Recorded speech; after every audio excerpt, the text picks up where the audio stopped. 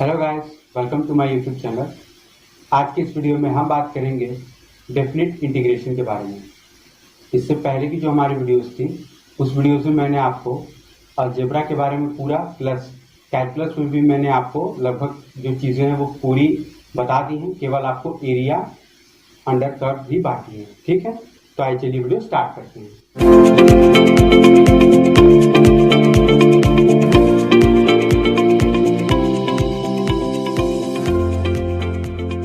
देखिए, इससे पहले वाले जो वीडियो थी पार्ट 1 था इसका, उसमें मैंने आपको कुछ स्पेशल फंक्शंस का इंटीग्रेशन बताया था। आज हम आपको जो रिमेनिंग पार्ट है उस पर बताएंगे। तो इसमें हमारा सबसे पहला आता है इवन ऑड फंक्शन।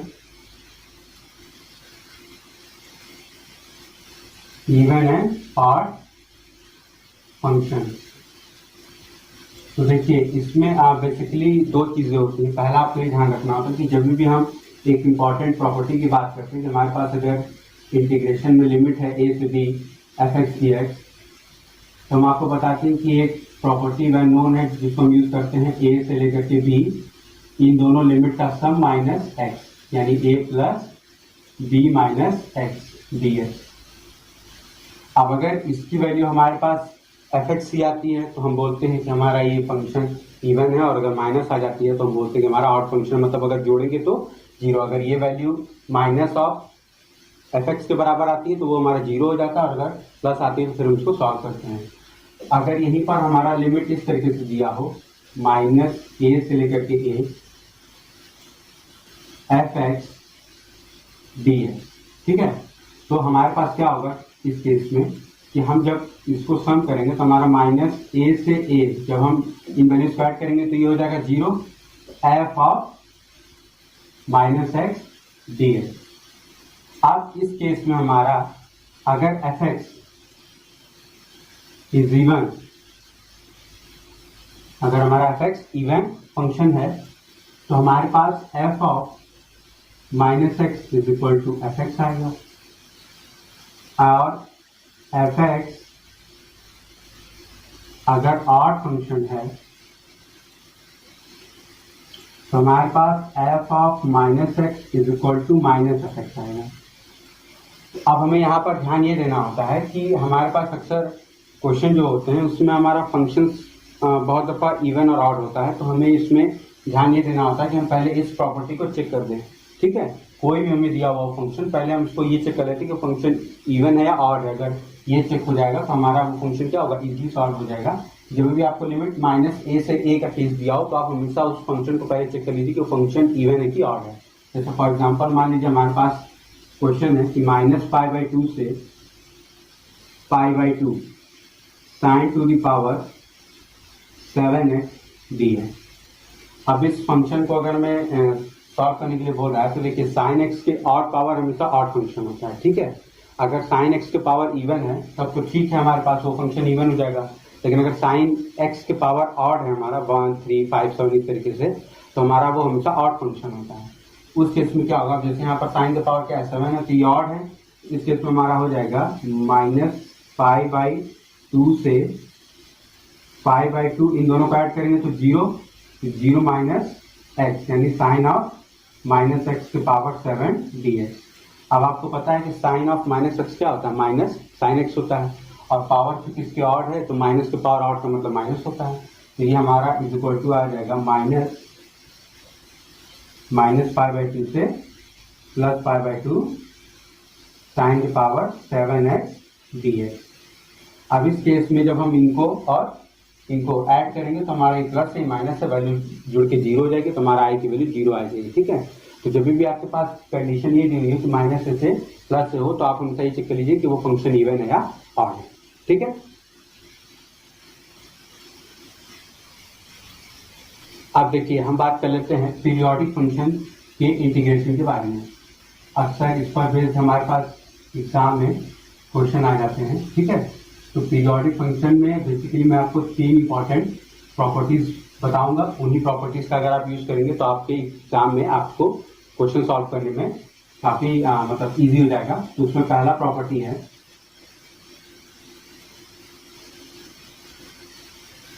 कि मान लीजिए अब हर केस में हमारे मान लीजिए कि if fx is a function with period t, ठीक है, ये आप मान लीजिए। तो हमारे पास क्या होगा, मान लीजिए पहला है कि 0 से लेकर के एन टी, यहाँ पर एन हमारा कोई भी नंबर हो सकता है, 1 2 3 4 एनी नंबर, ठीक है। तो अगर हमारे पास ये है तो हम क्या करेंगे इसको, या एन आपका बहुत दफा डेसिमल में भी आ जाता है, जैसे 4.5 या, ठीक है, ऐसा भी हो सकता है। तो 0 से n t f x d x है अगर हमारे पास, तो हम उसको लिख देते हैं एन टाइम्स 0 से लेकर के T f x d x. अब इसको जब आप मान लीजिए अगर आपको यहीं पर दे दिया है कि 0 से लेकर के 400 पाई साइन एक्स, ठीक है, मॉड साइन एक्स आपको दे दिया या साइन एक्स दे दिया, तो आपको ऐसे क्वेश्चंस को इस प्रॉपर्टी से सॉल्व करने में हेल्प मिल जाएगी। अब दूसरा मान लीजिए आपके पास ये दे दिया है हमारे पास कि अगर हमारे पास एन टी से लेकर के ए प्लस एन टी तक, ठीक है, यहाँ पर ए आपका कोई भी नंबर हो सकता है, तो आपका a प्लस एन टी और नीचे आपका एन टी होगा। अगर यहाँ से लेकर के आपके पास एफ एक्स दिया हुआ है और इसको हमें अगर सॉल्व करना है तो हमारे पास ये डायरेक्ट हम इसको 0 से a F x d x solve कर लेते हैं, हमारे पास वही आंसर चला आएगा, ठीक है। दूसरी प्रॉपर्टी। तीसरी ये कहता है कि अगर हमारे पास मान लीजिए 0 से लेकर के a प्लस एन टी है, ठीक है, यहाँ पे तो मैंने ये बोला कि एन टी से लेकर के a प्लस एन टी, अगर मान लीजिए हमारे पास 0 से लेकर के a प्लस एन टी है एफ एक्स डी एक्स, तो अब हम इसको दो पार्ट में ब्रेक कर देंगे। पहला हम इसको ब्रेक करेंगे 0 से लेकर के n t f x d x, और दूसरा ब्रेक कर देंगे एन टी से लेकर के a plus n t f x d x. अब इसका आपको फॉर्म पता है कि ये चीज हम ये लिख सकते हैं, तो हमारे पास हो जाएगा एन टाइम्स 0 से लेकर के आपका T f x d x plus, ये आपको पता है कि अगर ऐसा है तो हम इसको 0 से ही लिख सकते हैं, 0 से A F x d x, ठीक है। तो बेसिकली आपके पास ये 3 प्रॉपर्टीज हो जाती है। अब इन्हीं प्रॉपर्टीज पर बेस्ड हम कुछ क्वेश्चंस कर लेते हैं, ठीक है। देखिए ये हमारे पास 2 क्वेश्चंस दिए हुए हैं, ठीक है, जो मैंने आपको अभी प्रॉपर्टी बताई है उस पर बेस्ड। तो उसमें पहला कह रहा है कि हमारा 0 से लेकर 400 root over 1 minus cos 2x। तो देखिए ये हमारा 0 से लेकर के 400 पाई हो जाएगा, और हमारा ये जो रूट में है इसको हम लिख सकते हैं 2 साइन स्क्वायर एक्स, ठीक है, क्योंकि कॉस 2x का फॉर्मूला होता है 1 माइनस 2 साइन स्क्वायर एक्स, तो हम इसको ये लिख सकते हैं dx। अब जब ये बाहर आएगा तो आपका रूट 2 तो बाहर आ जाएगा, ये आपका हो जाएगा 0 से लेकर के 400 पाई। अब देखिए ये रूट से बाहर आ रहा है तो ये वैल्यू प्लस भी हो सकती है माइनस भी हो सकती है, इसलिए हम क्या करेंगे मॉड साइन एक्स लगा देंगे। और वैसे भी हमारा डेफिनिट इंटीग्रेशन जो होता है वो हमेशा एरिया अंडर कर्व बताता है, जो भी फंक्शन होता है, जो भी रेंज होती है, उस रेंज के अंदर में उस फंक्शन के अंडर में कितना एरिया लाई कर रहा है वो बताता है, ठीक है। अब देखिए ये हमारा फॉर्म हो गया 0 से लेकर के एन टी, क्योंकि आपका मॉड साइन एक्स, तो मॉड साइन एक्स हो गया, इसका हमारे पास पीरियड पाई होता है, साइन एक्स का 2 पाई होता है, मॉड का पाई होता है, ठीक है। तो हमारे यहाँ पर मॉड साइन एक्स है, तो इसको हम ऐसे लिख सकते हैं, इसको हम लिख सकते हैं √2 इंटू 0 से लेकर के, अब देखिए एन की वैल्यू यहाँ पर आपका कितना है, यहाँ पर एन की वैल्यू आपकी 400, क्योंकि मैंने एन टी बोला था, ठीक है। तो आपका जो पीरियड है वो तो पाई हो गया, यहाँ पर टी की वैल्यू, एन की वैल्यू 400 हो गई, तो यहाँ पर हो जाएगा 400, ठीक है, हो गया। अब उसके बाद हमने बताया था कि अगर 0 से लेकर के एन टी है तो एन टाइम्स 0 टू टी, तो हमारे पास हो जाएगा 0 से लेकर के टी यानी पाई मॉड साइन एक्स। अब देखिए आपको पता है कि हमारा साइन एक्स जो होता है वो फर्स्ट क्वाड्रेंट में एज वेल एज दूसरा वाला जो होता है क्वाड्रेंट उसमें भी पॉजिटिव होता है, तो 0 से लेकर के पाई तक में इसका साइन तो चेंज होगा नहीं, तो mod sine x as it is आपका साइन एक्स के तौर पर बाहर आ जाएगा। तो अब हमारे पास हो जाएगा 400 √2 साइन एक्स का इंटीग्रेशन होता है माइनस कॉस एक्स, तो माइनस कॉस एक्स हो जाएगा 0 से लेकर के पाई। अब यहाँ पे हम वैल्यू रखेंगे तो हमारा -1 +1 हो जाएगा, और ये माइनस करेंगे तो अगेन माइनस माइनस +1 हो जाएगा, तो 2 हो जाएगा। तो आपके पास आ जाएगा आंसर 800√2।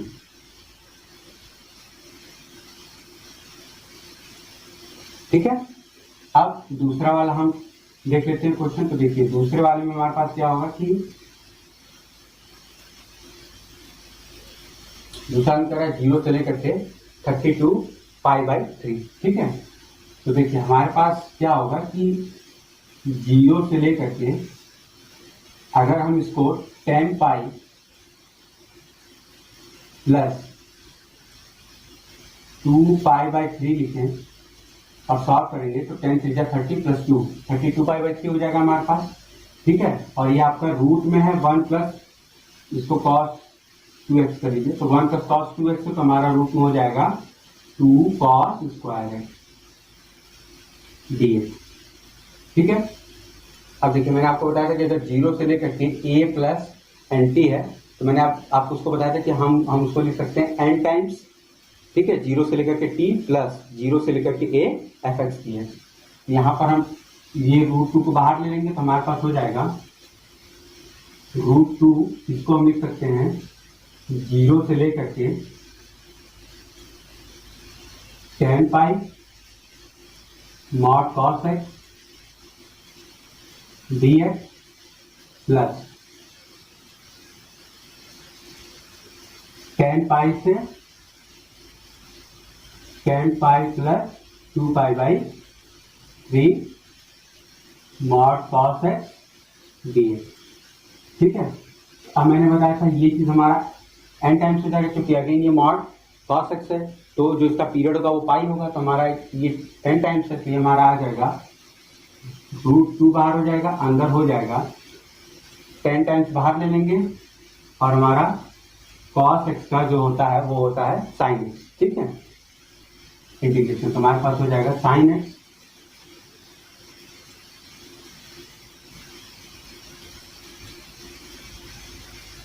ठीक है। अब देखिए यहाँ पर आपको ध्यान देने की ये जरूरत है कि जब हम इसको सॉल्व करेंगे, ठीक है, तो हम डायरेक्ट 0 से लेकर के पाई तक नहीं सॉल्व करेंगे, क्योंकि 0 से लेकर के पाई तक में हमारा cos x π/2 पर 0 हो जाता है।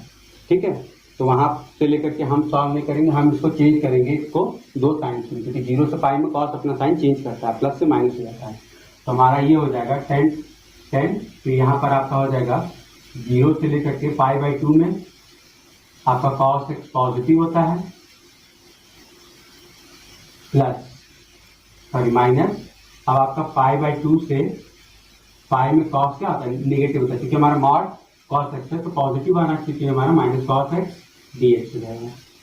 उसके बाद ये हमारा, तो हमने डायरेक्ट बोला था इसको कि हम इसको 0 से लेकर के 2π/3 cos x dx ये लिख सकते हैं मॉड में। ठीक है। अब उसके बाद जब हम सॉल्व करेंगे तो हमारे पास √2 हो जाएगा, √2, और ये हमारा अंदर हो जाएगा 10 टाइम्स। आप देखिए cos x का होगा तो आ जाएगा sin x, sin x में आपका लिमिट रखेंगे तो हमारे पास हो जाएगा sin x 0 से π/2। ठीक है। उसके बाद आपका यहाँ पर है माइनस, और ये आपका अगेन हो जाएगा sin x आपका π/2 से पाई, और शायद आपका प्लस। अब देखिए 0 से π/2 तक में तो ये पॉजिटिव रहेगा आपका, तो आपका 0 से लेकर के π/2 cos x dx, और π/2 से 2π/3 के बीच में निगेटिव रहेगा। ठीक है, क्योंकि वो सेकंड क्वाड्रेंट में आ जाता है, तो π/2 से लेकर के 2π/3 cos x dx।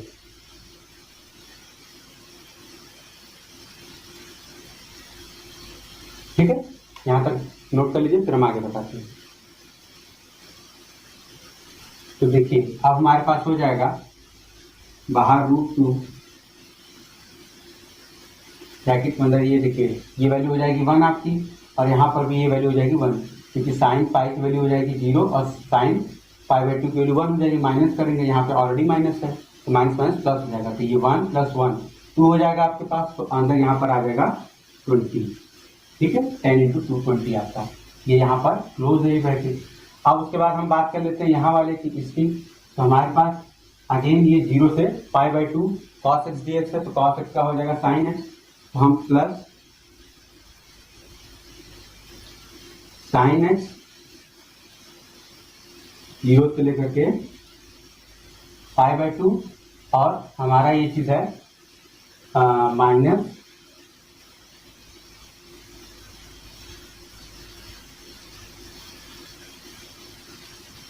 sin x π/2 से 2π/3, ठीक है।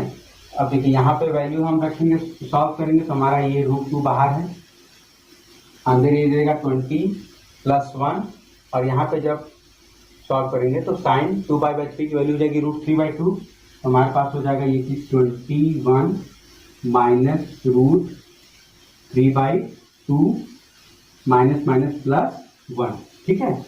ये आपका जो नीचे वाला है ऑलरेडी माइनस है तो माइनस माइनस प्लस 1 हो जाएगा, तो ये आपका हो जाएगा 22, तो हमारे पास हो जाएगा √2 × 22 माइनस √3/2, ये हो जाएगा हमारा आंसर। चाहे तो आप इसको और सिंप्लीफाई करिए तो हमारे पास हो जाएगा 22 √2 माइनस √3/2।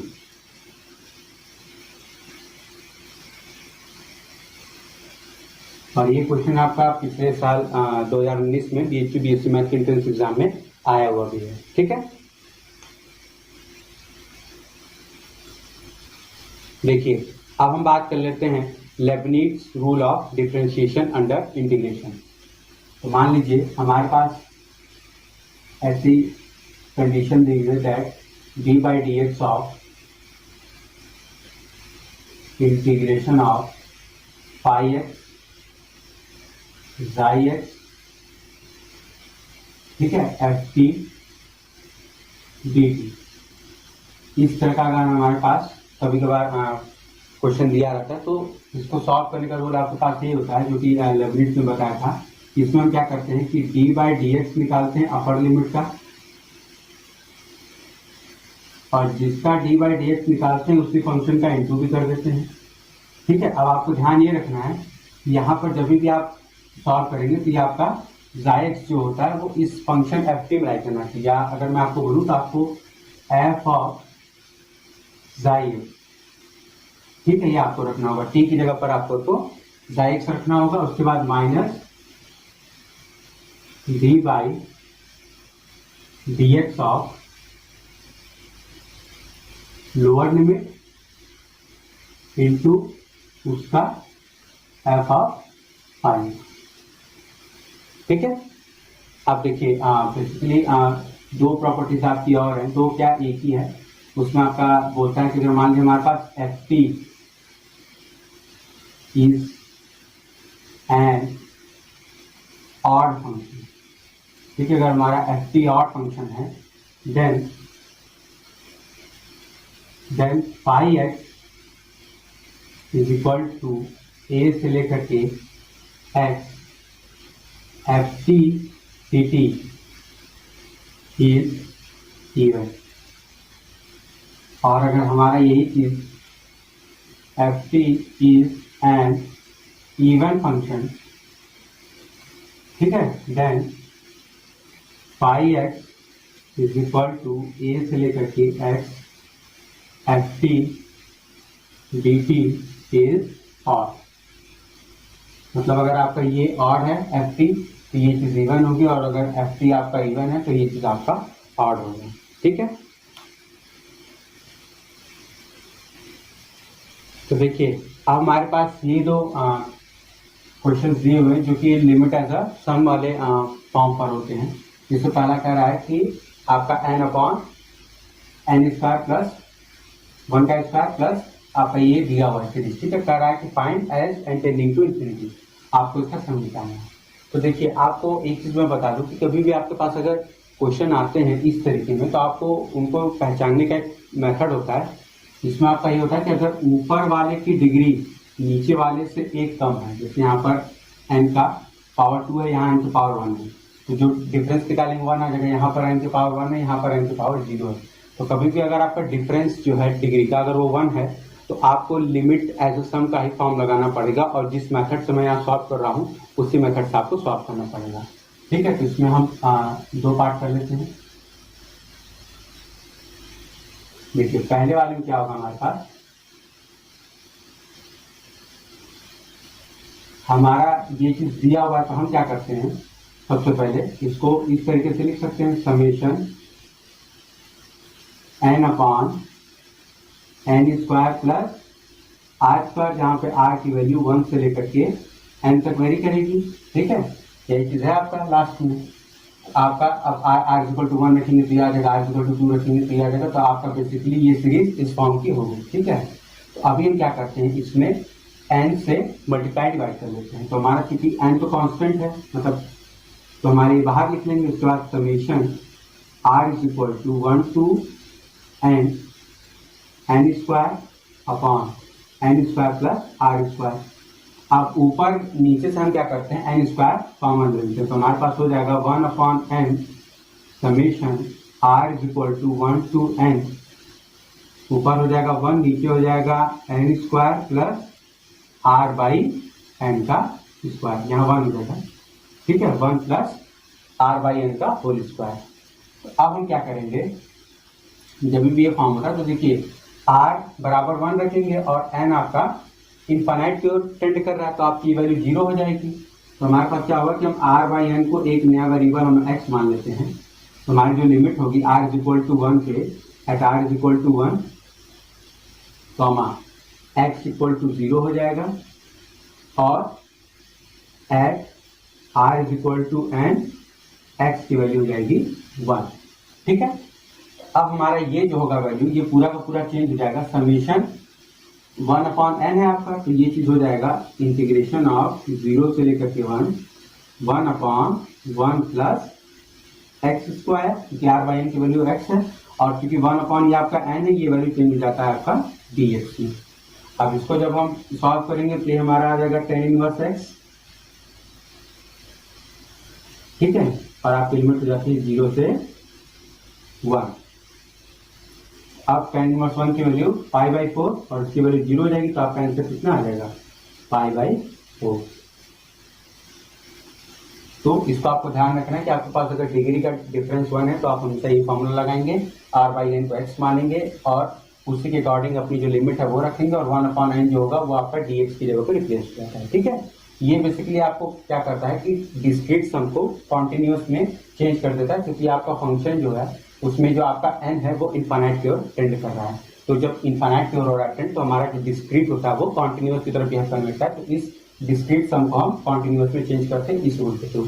ठीक है, अब हमारे पास अगला आ जाता है दूसरा पार्ट कर रहा है। तो हमारे पास देखिए इसको हम लिख सकते हैं summation r is equal to 0 to 2n 1 upon n plus r। अब जब हम ये सॉल्व करेंगे तो देखिए आपको ये चीज दिख जाएगी कि हम जैसे r की वैल्यू वो रखेंगे 0 1 अपॉन n, और जैसे r की वैल्यू हम 2n रखेंगे तो हमारा n प्लस 1 कितना आ जाएगा 3n। ठीक है, अब हमारे पास अगेन देखिए हमें जब इसको वो करना है, सॉल्व करना है, तो हम क्या करेंगे, n से मल्टीप्लाई डिवाइड करेंगे। तो क्योंकि n हमारा एक तरीके से कांस्टेंट, हम उसको बाहर लिख लेंगे, summation r is equal to 0 से 2n n upon n plus r।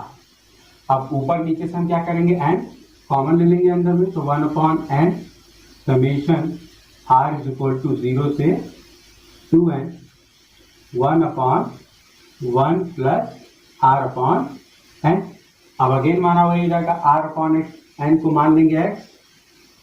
ठीक है, तो हमारा r इज इक्वल टू 1 पे x इज इक्वल टू 0 हो जाएगा, r is equal to 1 implies x is equal to 0 and r is equal to 2n implies x is equal to 2। ठीक है, अब अगेन आपका 1 अपॉन n dx में change जाएगा, limit आपकी 0 से 2 हो जाएगी, और ये वैल्यू आपकी हो जाएगी 1 अपॉन 1 प्लस x dx। अब आपको पता है कि इसकी वैल्यू आपकी log x 1 प्लस एक्स हो जाएगी, तो आपका हो जाएगा लॉग 1 प्लस एक्स 0 से लेकर के 2। ऊपर रखेंगे 2 तो आपका हो जाएगा लॉग 3, और नीचे रखेंगे तो 0 तो लॉग 1, लॉग 1 की वजह 0, तो आपके पास आ जाएगा लॉग 3। ठीक है। अब इस वाले फॉर्मूले में आपको ध्यान ये देना होता है कि अगर आपके पास कभी भी ऐसा फॉर्मूला दिया है, ठीक है, कि हमारे पास ऐसा कैसा है, तो आपको बस ये ध्यान रखना होता है कि यदि हमारे पास इस तरह की सीरीज दी हुई है 1 ये, तो आपको ये ध्यान रखनी होती है कि देखिए अगर हमारा n से स्टार्ट है 3n है तो वैल्यू log 3 आएगी, n से स्टार्ट है ये चीज हमारा 5n है तो log 5, 6 है तो log 6, 7 है तो log 7, जितना वैल्यू आपका यहाँ पर नीचे रहेगा आपका वही वैल्यू log में चली आएगी। ठीक है, तो ये इसका शॉर्टकट मेथड है, आप उसको याद रख सकते हैं, आपको उतना सॉल्व नहीं करना पड़ेगा। ठीक है, देखिए अब हम बात कर लेते हैं गामा फंक्शन के बारे में, क्योंकि आपको पिछले साल 2019 में गामा फंक्शन पर ही बेस्ड क्वेश्चन पूछा था, जिससे मैं आपको गामा फंक्शन के बारे में भी बता दे रहा हूँ। बहुत ही बेसिक बताऊंगा जो कि आपको इजीली समझ में आ जाएगा, ज़्यादा डिटेल में हम नहीं जाएंगे। तो उसमें आपका सबसे पहला है हमारे पास गामा एन की वैल्यू होती है 0 से लेकर के infinite e to the power minus x to the power n-1 dx। इसको आप एज अ फॉर्मूले की तरह याद रखेंगे। ठीक है, ये आपको डायरेक्ट यूज में आएगा। उसके बाद आपका दूसरा होता है कि हमारे पास अगर 0 से लेकर के 1 माइनस एक्स, यहाँ पर x की पावर m है और 1 माइनस एक्स की पावर n है dx, तो इसकी वैल्यू होती है gamma m+1 into gamma n+1 upon gamma m+n+2, इन दोनों का सम। ठीक है, m+n+2। उसके बाद तीसरा हमारे पास ट्रिग्नोमेट्री में आ जाता है, तो अगर हमारे पास 0 से लेकर के π/2 साइन के पावर mx है, कॉस के पावर nx है। अगर हमारे पास इस तरीके का है तो इसको सॉल्व करने का डायरेक्ट मेथड हमारे पास gamma m+1 upon 2 into gamma n+1 upon 2, और इस पूरे के अपॉन में 2 टाइम्स गामा m+n+2 पूरे के अपॉन 2। ठीक है, ऊपर वाले का सम, ये आपको ध्यान रखना है कि अगर यहाँ पर है तो भी यहाँ पर सम, और यहाँ पर है तो ये भी आपका सम, यहाँ पर नीचे बस 2 टाइम्स एक्स्ट्रा हो जाएगा। अब सवाल यह है कि हमारे पास गामा तो हमने लिख दिया, गामा है क्या, तो देखिए अगर हमारे पास गामा n+1 हम बताएं तो हमारे पास गामा n+1 की वैल्यू होती है n गामा n। ठीक है, और n+1 अगर हम गामा निकालते हैं तो ये वैल्यू होती है n+2। अब ये तो आपको पता है कि हमारे पास फैक्टोरियल क्या होता है, तो ये हमारा गामा n+1 की वैल्यू होती है n फैक्टोरियल। ठीक है, अब इसमें आपका पॉजिटिव मतलब जो चीज़ें इसको अलग बनाती वही आती है कि हमारा फैक्टोरियल में हम फ्रैक्शनल वैल्यूज नहीं निकाल सकते। ठीक है, जैसे 1/2 का फैक्टोरियल ये पता था, लेकिन हमें गामा हाफ की वैल्यू पता होती है, और इस तरीके से हम आगे जाकर के जब आप हायर क्लासेस में जाएंगे तो आपको गामा 1/4 गामा 3/4 की वैल्यू बताई जाएगी। अभी आपको जो जानना है वही कि आपके पास गामा हाफ की वैल्यू होती है √5, क्योंकि आपको यहाँ पर फॉर्मूले में है m+1/2, तो अगर आपको गामा हाफ की वैल्यू मालूम नहीं रहेगी तो आप यहाँ पर वैल्यू नहीं रख पाएंगे। ठीक है, तो आपका गामा हाफ की वैल्यू होती है √5, गामा 1 की आपकी वैल्यू होती है 1, गामा 0 की वैल्यू आपकी होती है इनफाइनाइट। ठीक है, तो ये बेसिकली कुछ इंपॉर्टेंट फार्मूले हैं, और इसको आपको एग्जाम में अगर आता है तो आप इसको डायरेक्ट अप्लाई कर सकते हैं। ठीक है,